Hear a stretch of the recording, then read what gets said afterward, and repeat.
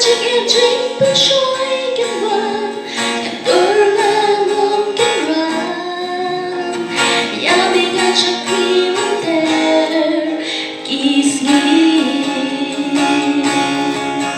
ngắm cho người ta yummy ngắm bên trong mãi yummy đã là đó đã là nước xiêm ngắm nhau ngắm cho cream and yummy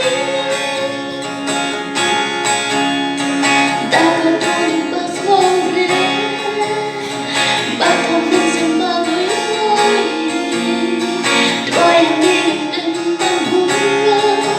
Can feel now. Ya come on to me, they want to the door won't budge Ya we got your cream and shine. And shine it down, yummy.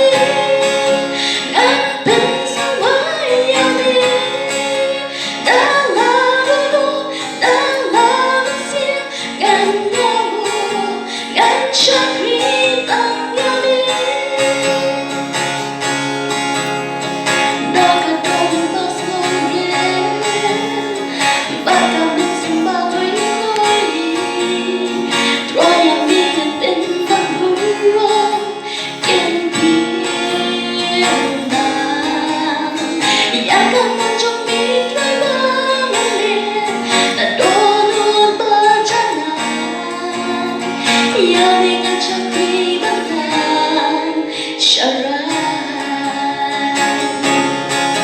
Ngắm chocolate and yummy, ngắm bên sông mãi yummy. Đã là nước xiêm ngắm nhau, ngắm chocolate and yummy, ngắm chocolate and yummy. Bên sông mãi yummy đã là nước xiêm ngắm nhau ngắm chocolate and yummy. Kanta ko belum cukup ya.